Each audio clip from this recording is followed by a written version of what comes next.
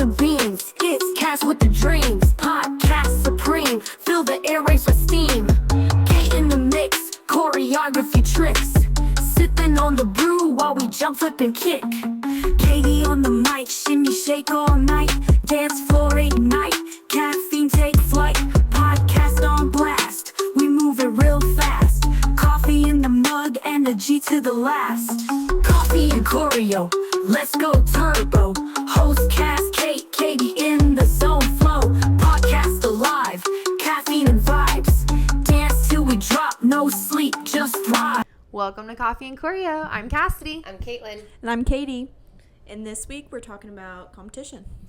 Woo! I think that's the most stressful thing for any coach, any athlete. And we're going to talk about how we get there, how we know that we're ready, and, just from a coach's point of view, what we do to make sure that our athletes are ready to step onto that floor or Marley, whatever it is. Mm-hmm. So some things that... Do we need to start over? No. Keep going. Keep going. Cass is going to show us her amazing editing skills. She's going to be calling Caitlin, come over. I can't do it. I will drop off my phone and laptop and say, here you go. Okay, anyways. Competitions. We want to talk about prep for competitions. Well, we're doing a big prep on Saturday. Yeah. The showcase is putting them in front of an audience. That's the biggest thing. Yeah. With dance, I think it's getting them away from the mirror and letting them perform in front of an audience, because that's where all the nerves come from, or people watching them and not having that mirror to watch others. And so on Saturday with the showcase, I think it's going to be big reality. Oh, yeah. I mean, even this week for us, we're doing a dress rehearsal, so all of our teams have to wear their uniforms and their hair has to be done. And their socks look so cute. They're so cute. And so, last night was the first team to have their dress rehearsal.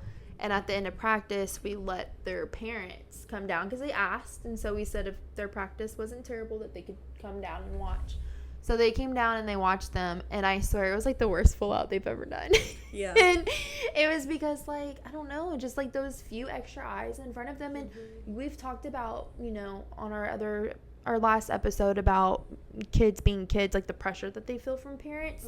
So I felt like they were oh my God, there's my mom. I've got to be the Especially best when of the mom best. has her phone out. She's like, Yeah. don't mess up. And of course it was a hot mess, but we made them go again right away, and it was great. And it's those jitters that you're talking about. As soon as they get just a sprinkle of people in front of them, they just freak out.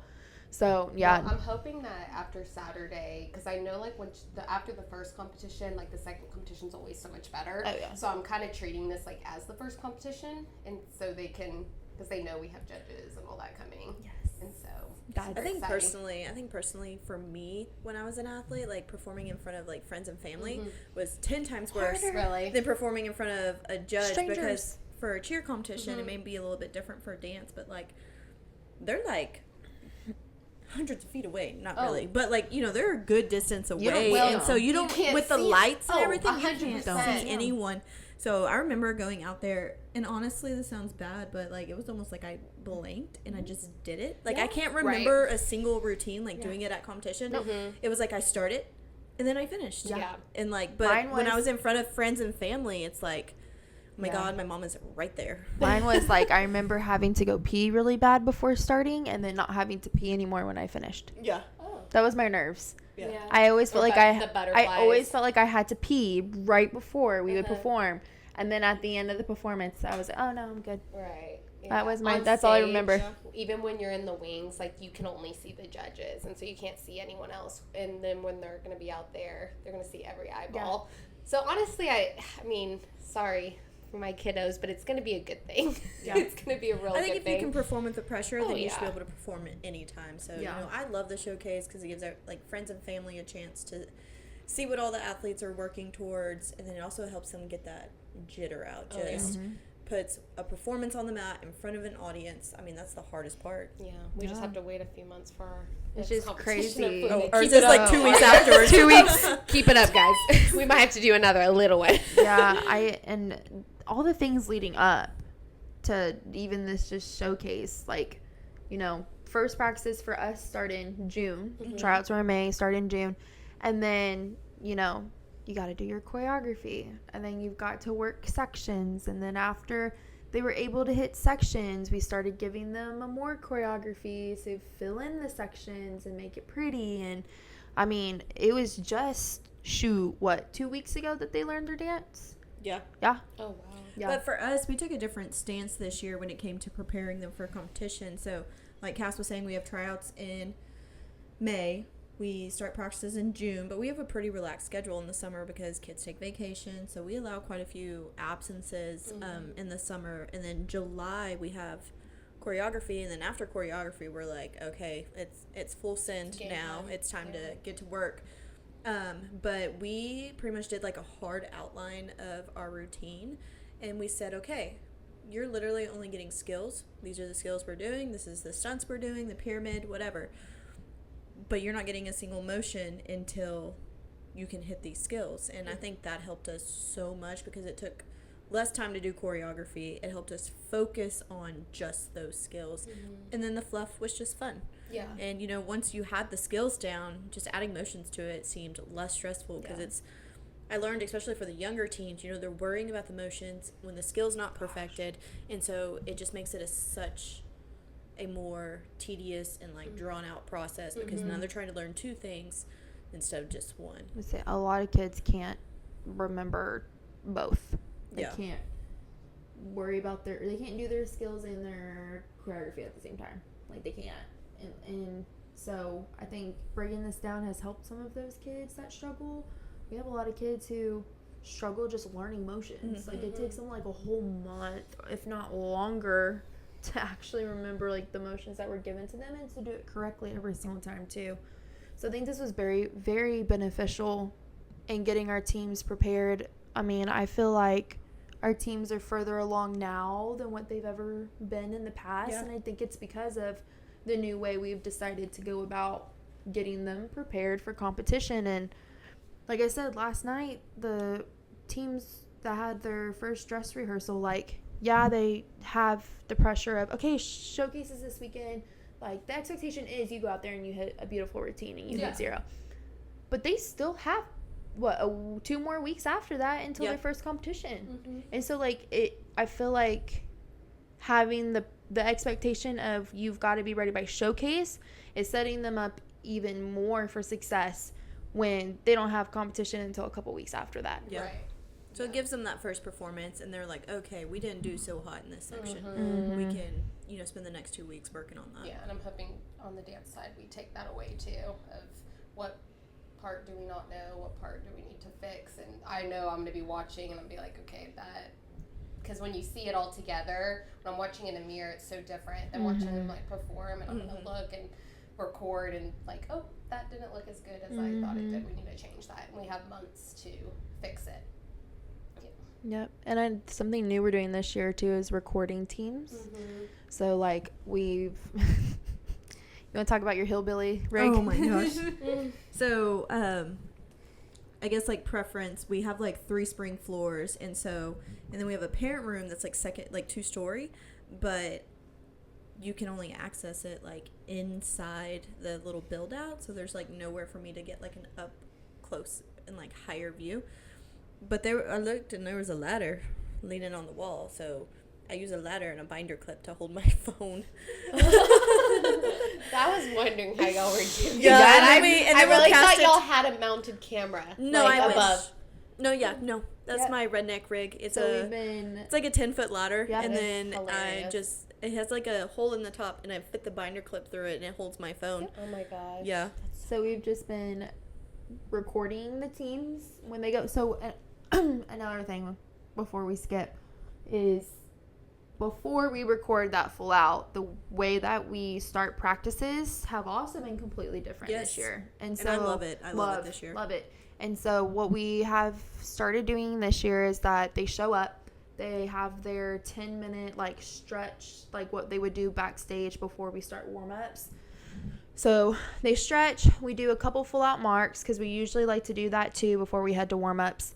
And then after that, they get like a little drink of water, and then we start a 12-minute warm-up, which at most competitions, they give us one full-size floor to warm up on, and you only get 12 minutes to warm up your entire routine. I think that's the quickest warm-up. Yeah. So we chose the one that was like the fast. quickest, because sometimes you get like 3 floors, like a spring, a dead, and then a full dead for like 8 minutes each, which is a lot of warm-up time. This way, we're pushing them to be able to get this stuff done in 12 minutes. And when they get to the bigger competitions, like NCA is a 1 floor. NCA, Encore, what's the other ones? But they only have 1 floor to warm up on. And so we give them 12 minutes. We run through, we warm up all of our stunt sections. We warm up all of our tumbling sections. And then they have to do a full-out stunt. Unless they're level 1, they do an actual, like, full-out everything. And then we play cheer music as if they're at competition. They have to line up and stand there for several minutes, because at competition, that's what you do. At least like 15 minutes. Yeah, or so. they have to stand there, and they're starting to get cold, because that's what happens at competition. We just play cheer music, and we're like, okay, like, you're on deck. This is this team that the music that's playing right now. Like, this is the team that's on. You're next, and so we call them out like we do at competition. They run onto the floor, and we go full out as if they're at competition. And I feel like doing this every practice with them has been helpful for them to get into that competition mindset. Because in the past, we used to like warm up, and then we'd work on each section in the routine. Then we would probably do a full out stunt, then maybe a full out tumbling, and then a full out. Yeah. And 1, they're tired at that point. Yeah. 2, they're not mentally preparing for competition that way. And so when we heard of this idea, we were like, oh, we're doing it. And I feel like that is another reason as to why they're getting ahead compared to the previous seasons. And I mean, I've just seen it. Like, they're not as tired. They actually can use their technique and everything like they would in a competition. It's just more realistic to showing up to a competition and being able to see what they can do in that short amount of time of warming up for a competition. Right. So. Well, that's kind of like what dance does with what we've started. I have a few competing next month, just soloists, but calling them out. But I might start doing that, treating it like a normal competition, like waiting backstage and stuff like that. Waiting in the wings, their entrance, getting on. It's all part of the scoring and exiting and stuff. And because some kids, they don't know. So having that to would teach be them, my kid. Yeah.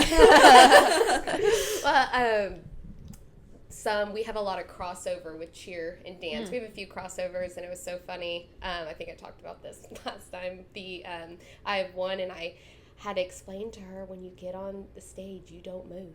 You don't high five anyone. you don't do your ritual handshake with your bestie. You don't chest bump. And I said, when the dance is over, you have to walk off stage, because that's a part of your routine. You can't scream and yell. What? Are you scored on that? Yes. Like your walk on and walk off? Yeah.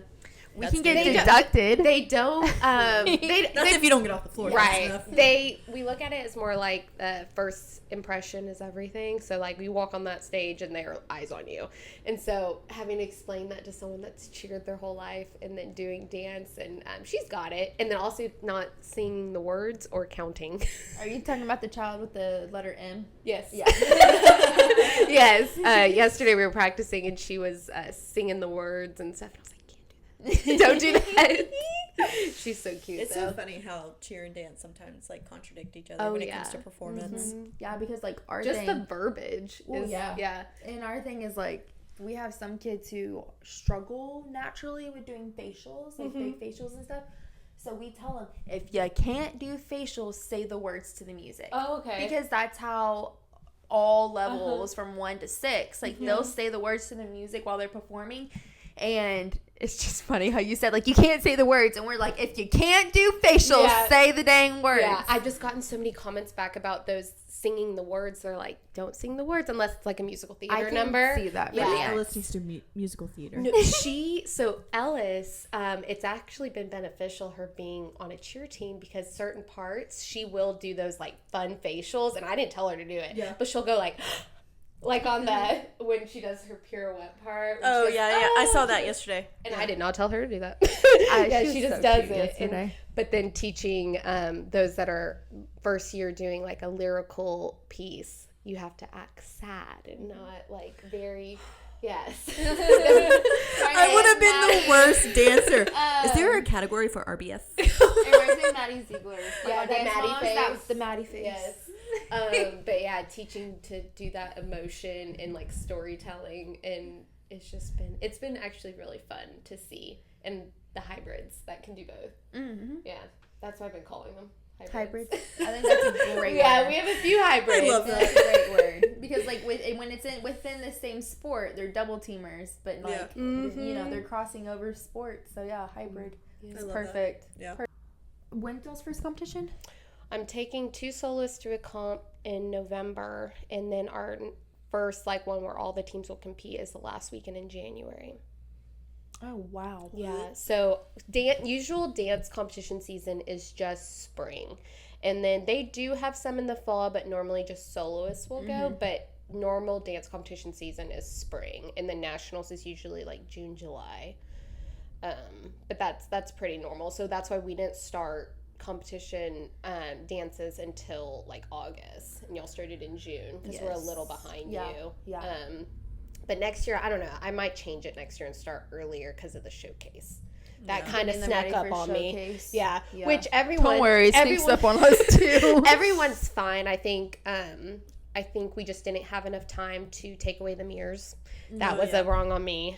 I'm gonna say they looked pretty good last night. Yeah.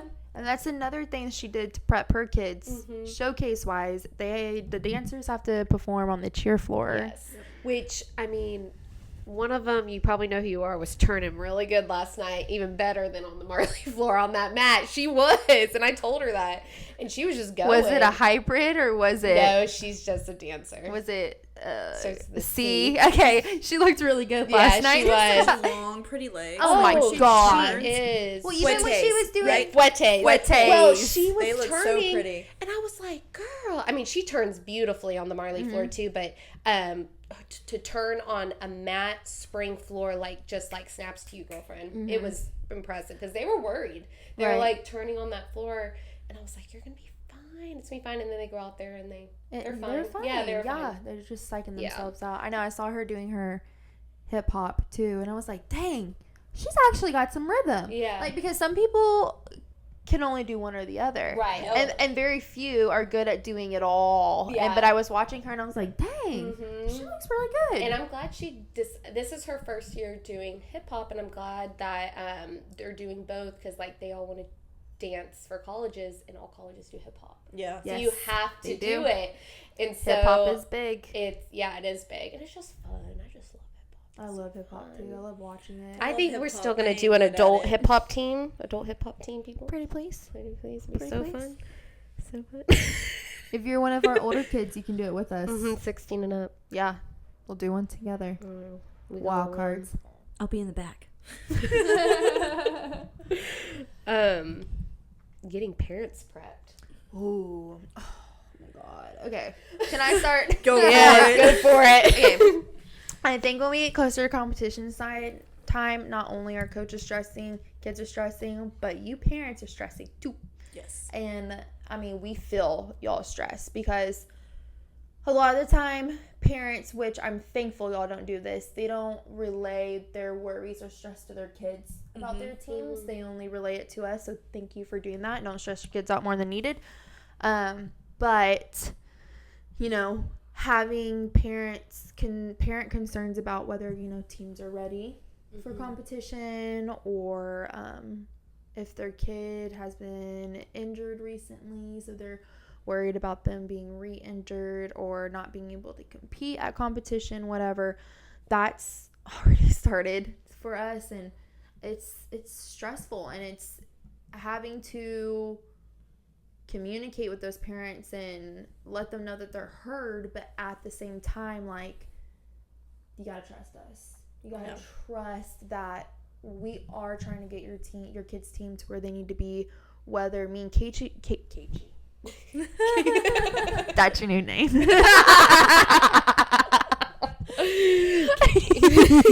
Was that supposed to be Coach Katie?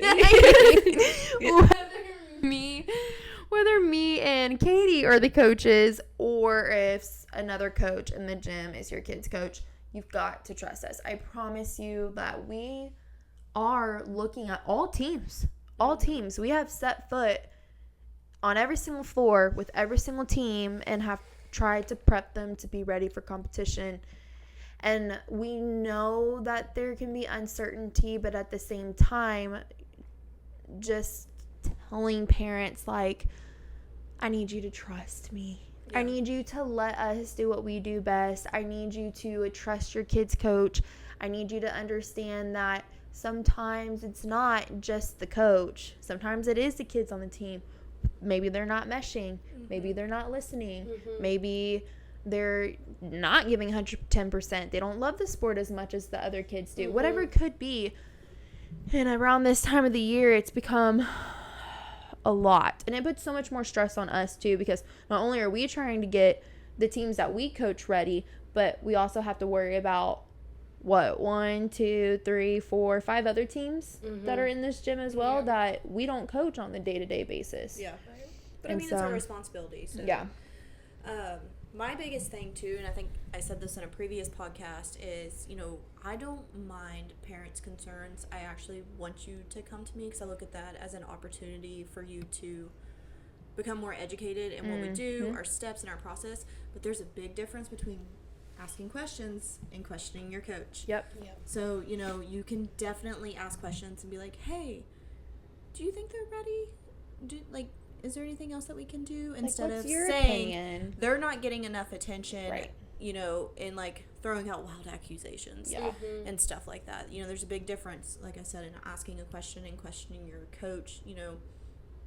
Just go to your coach tactfully. Yeah. And, make sure that you're asking from a place of, genuine concern and be respectful.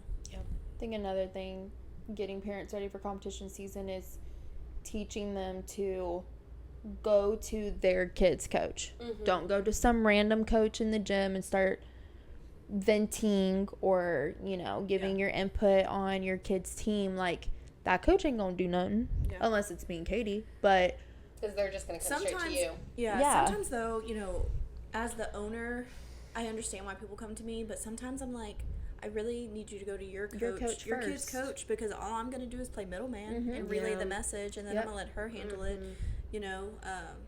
kind of like a thanks for making me aware, but this is still within her realm. Yes. I'm not going to disrespect a coach by trying to handle their team's situation, because I feel like that's just overstepping. That's like me saying I don't trust one of our coaches to be able to handle any issues that arise for their team. You put them in that position for a reason. Thank you. Yes. For a reason. Yeah. Every coach is in a position for a reason. So I think at first, in the beginning of the season, people are just happy to be here, and they're like, oh my God, you made this team. I'm so proud of you. Oh, this is your coach. Oh my God, it's gonna be such a great year. And then it hits competition month, and they're like, they're not ready. Yeah. She's not doing her job. What can we do to get her ready? Why are they goofing off? Why are they sitting down? Why are they doing this? And it's like, one, come to us in a way that we can have a meaningful conversation about it. I do feel like a lot of the time, sometimes we kind of just get attacked. Yeah. They're acting like we're setting up their kids for failure. Like we want that. Yeah, we don't want that. At all. Our job relies on your kids being. I hope you understand the amount of times that I've gone home crying after competitions because if it was a train wreck. We have had competitions where it's in Dallas, and I kid you not, Cassidy and I talk the whole way home. The whole way home, because we're so upset about something. We're talking about how something else can be better. So that's like a 3.5 hour car ride that me and Cass are just upset about the outcome, and we're trying to figure out what to do. This is our jobs. This is what we do. We put in the work, and that's our outcome. That's our bonus. If we didn't love it, we wouldn't be It's almost here. like your performance evaluation. Oh, 100%. That you would get from your boss. Oh my God. But it's on public display. If our teams don't do well, I just but sometimes I know Katie's my boss, but sometimes she forces me to be her equal or forces me to do things that she just doesn't want to do. That's why I keep hiring people. Me too. She makes me talk in front of people. It's just sometimes I wish. We're both talking. Congratulations. But sometimes I feel like there's someone higher than me and Katie that can like be like, bad job. The cheer and Bad dance coaches. gods. Like, I need someone to punish us when like our teams aren't succeeding. You know what I mean? And I know we're just so hard on ourselves already. We probably already punished ourselves, but it's just funny because like, you know, if other teams aren't doing well, me and Katie get to step in and like be like, what can we do to help? How are we gonna make this better? Let's brainstorm. But when it's me and Katie's team, we just stare at each other and we're like, oh shit, where do we go from here? Like, what do we do?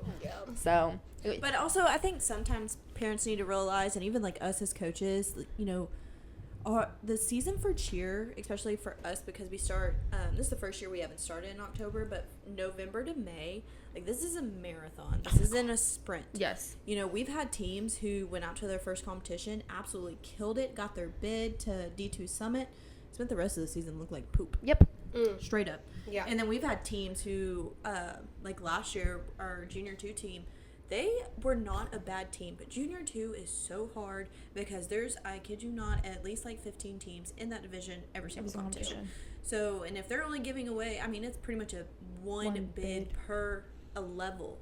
So they were a great team, but there was always at least one or two teams that were better. And then by the end of the season, you know, they finally got their bid, but it was a marathon for them. It wasn't a sprint kind of thing. And I wish parents would see that with us as well, because like being a newer gym, you have sometimes newer coaches, people who grew up, aka for instance me and Katie, like we grew up doing elite cheer, being high level athletes, but we had no coaching experience at all.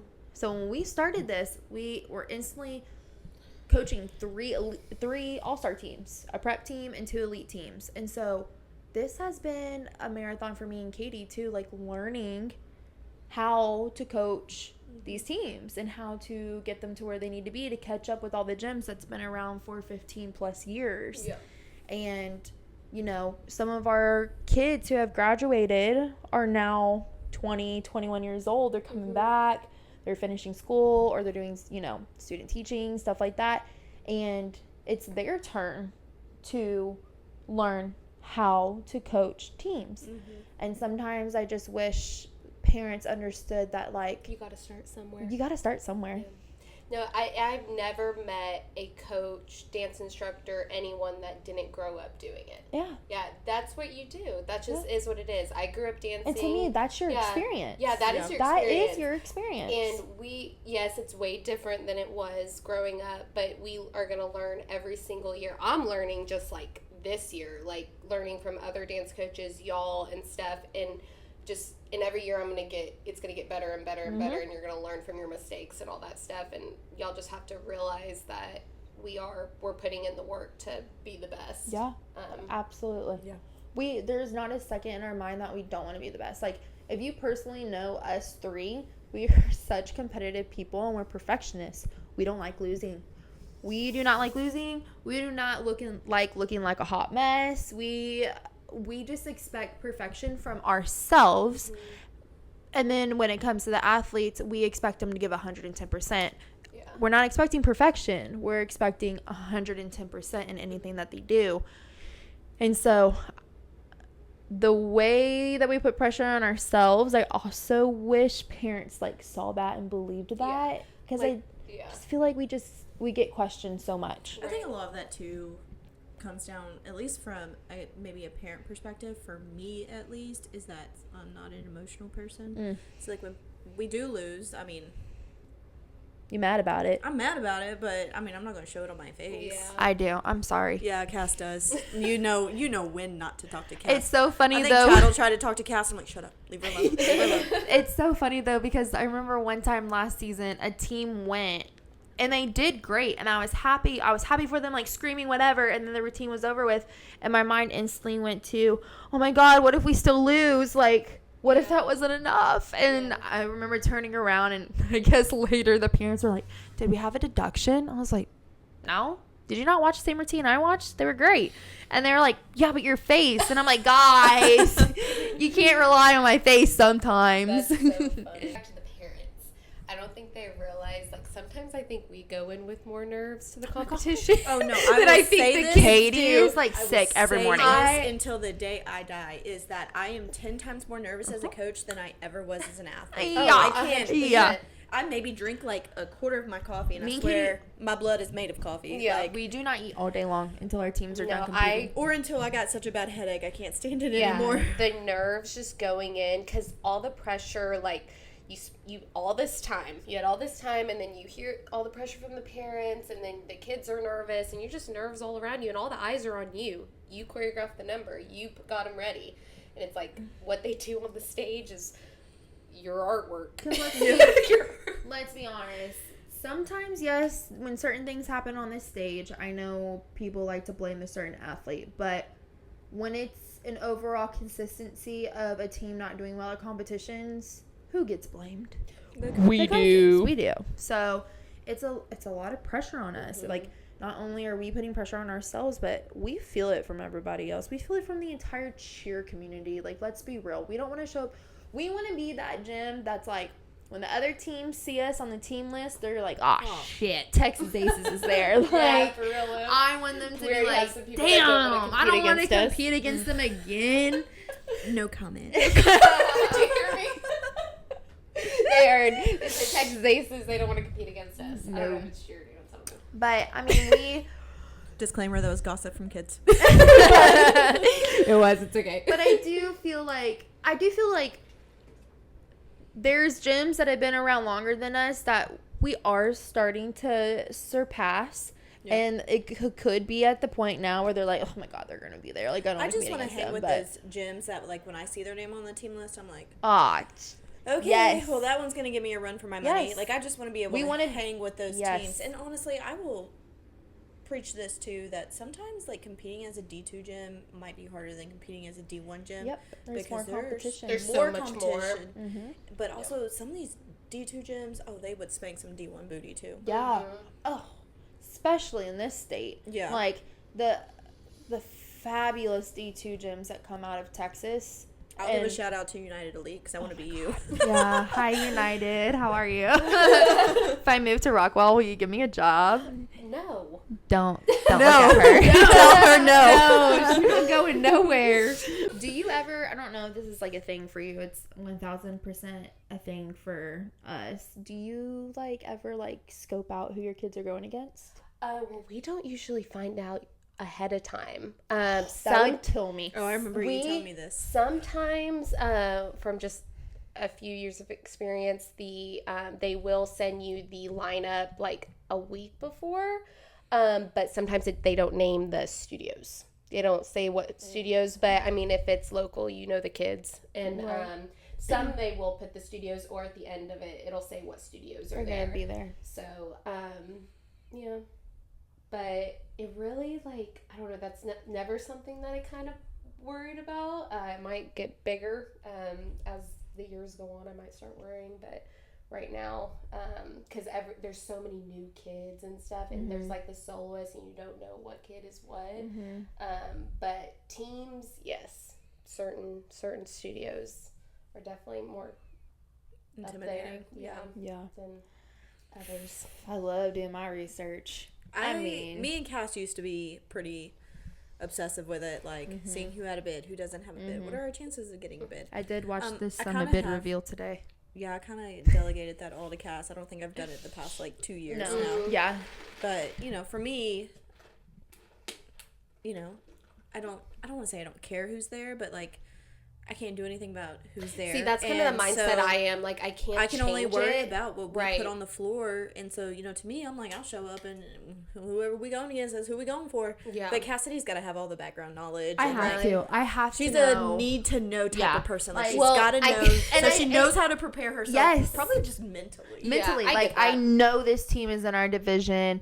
So I like being very realistic. So it's like, if I know there's certain teams that are going to be at competition, then I know fighting for first place is going to be much harder. And we're so brutally honest with our kids. We'll tell them who's in their division. Yeah. Like, I think that's how we prepare them a lot, too, is we tell them, you have this gym in your division. We know they're good. They've won Summit before.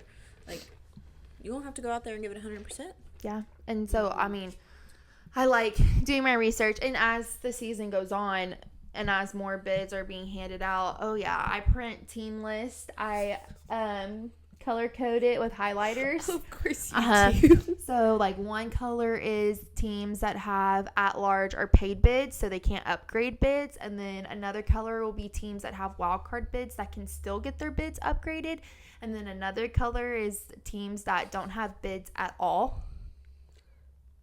And I don't do that. I don't do it either. I don't do that. And my athletes have seen it too. They've literally seen my papers before. They're like, give me the paper. I want to look at it. Yeah. Like they've seen my papers and yeah, they know I'm obsessive about it. But like last night, like we have 14 junior 2 teams in a division, and we have not been told whether they're going to split them into like an A group and a B group. And so like I told them last night, like you have 14 teams in your division. Either you're going to go against 13 other teams, and even if you don't, if you get that A-B split, you might have so-and-so and so-and-so in your group. Yeah. So now you're stuck with them 2 and you. Like, in my opinion, based on this competition, y'all should be the top 3 teams in this division. Yeah.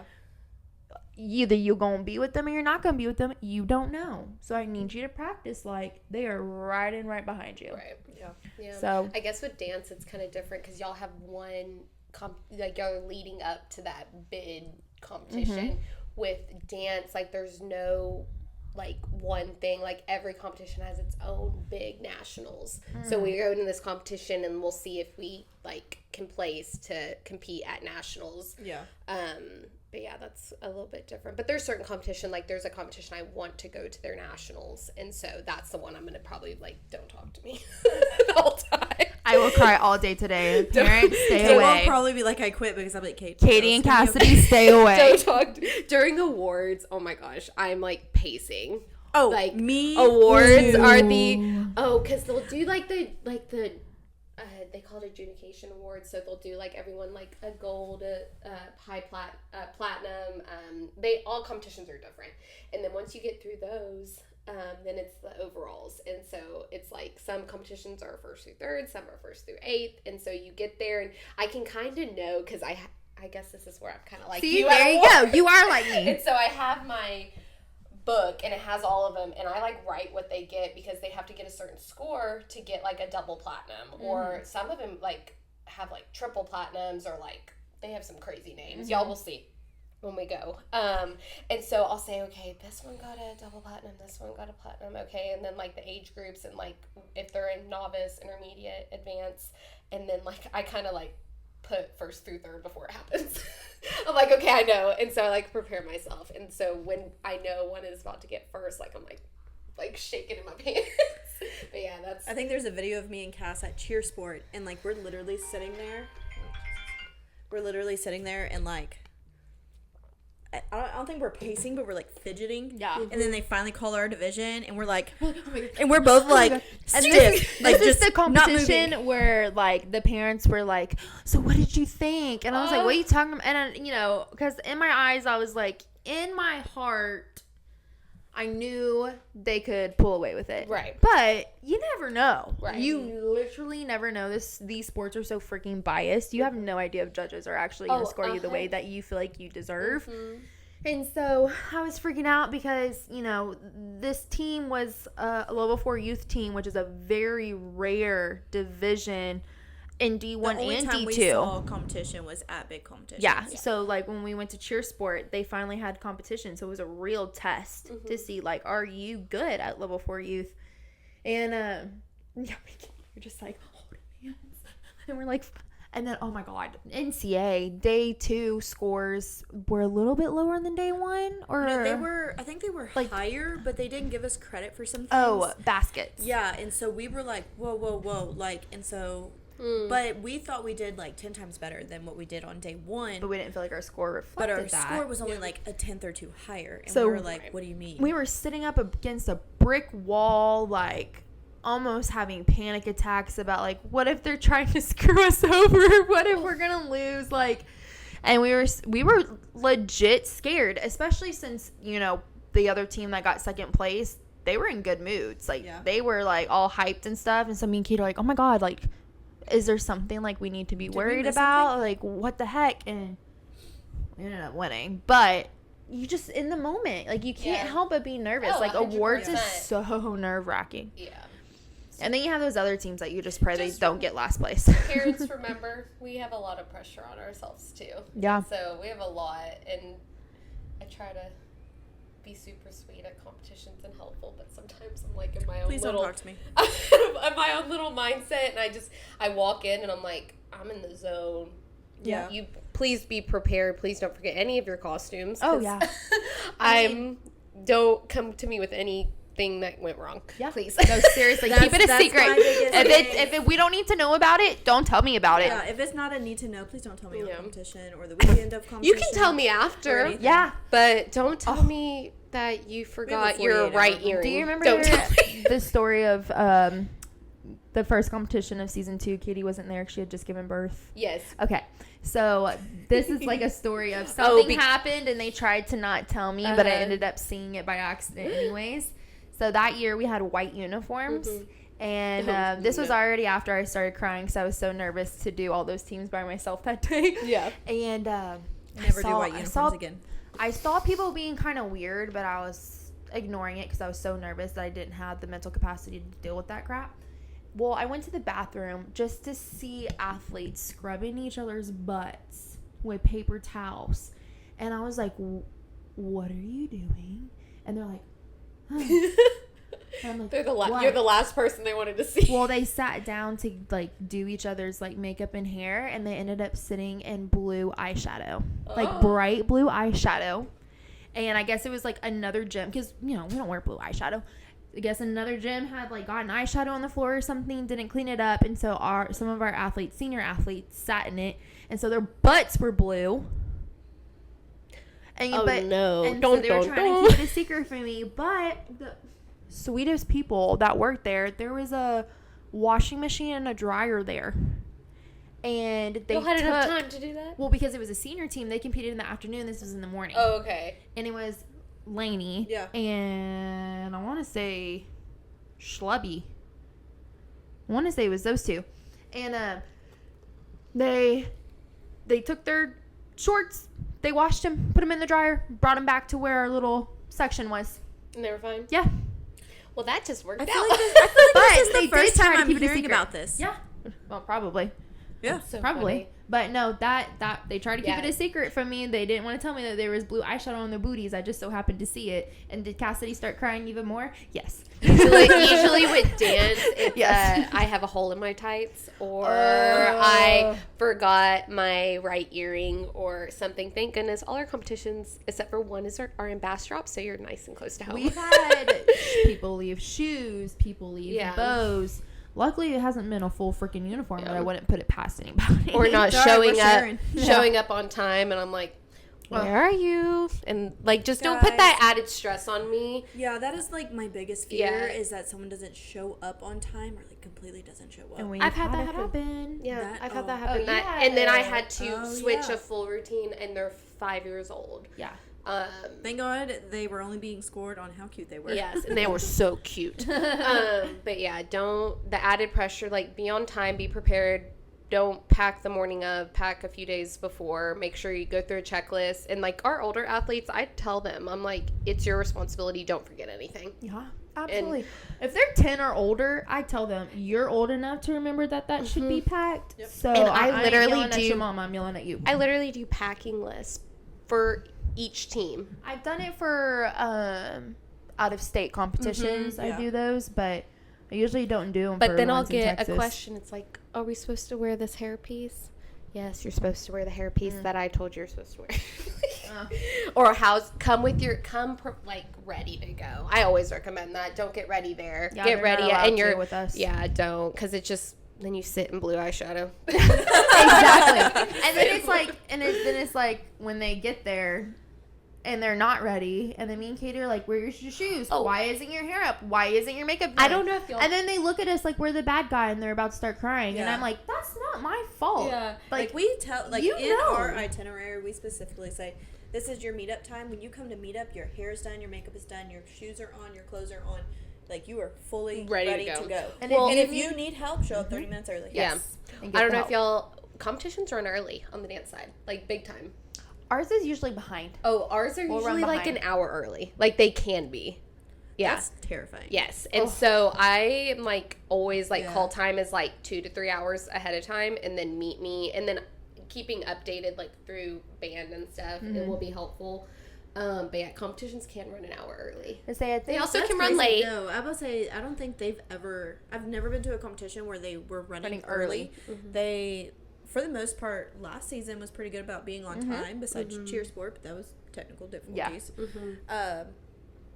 But yeah, I mean, I also can't control if they run early. Yeah, I was saying. Oh my god, I'm sure you get complaints about that too. I can't control if that happens.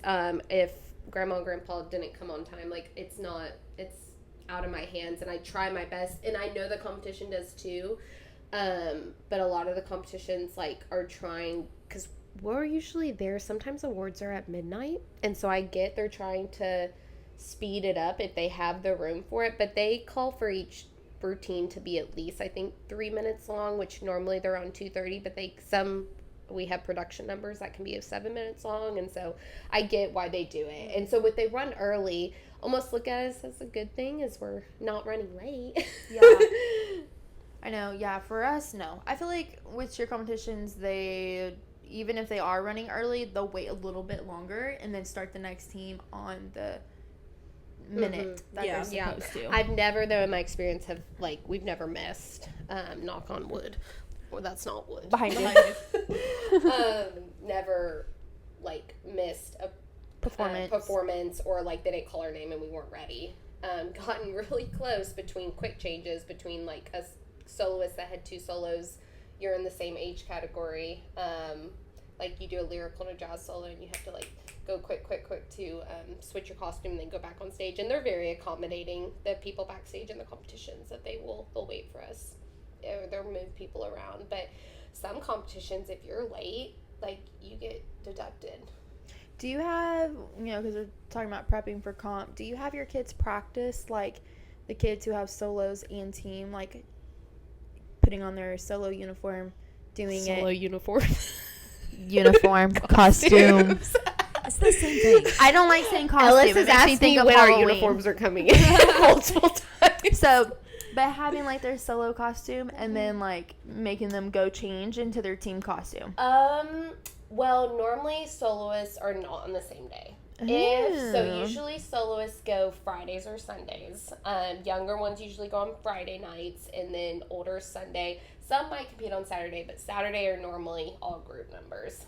So normally you don't have to do it, but next year, the teams we have now are just doing one style. Next year, I'm implementing doing multiple styles per team. So they'll do a jazz and a lyrical, or a jazz lyrical and tap, or lyrical and tap, or something like that. Hip hop, yeah. Hip hops will probably stay strictly adult hip hop team, 16 and up. Wild cards, hit us up if you want to be on that team. With those, yes, you have to practice changing, because usually if you switch from a lyrical to a jazz number, the hair's got to change, or if there's added stuff to it. And so, yes, definitely we'll practice that. But this year with the teams, no one the duo will not be the same time as their hip hop number, so it kind of worked out. I just have one soloist that's doing 2, and so she will have to practice the quick change, but it'll be fine. I'm not worried. Yeah, maybe a little, I don't know. Try not to think about it. Don't talk to me come January. We've been talking for an hour. All right. Oh, we don't have to cut that off. Yeah, I think we're good. We'll find somewhere to chop it. Yes. Right, until next time. Keep your coffee hot and your toes pointed. Bye. Routine, got the green with caffeine.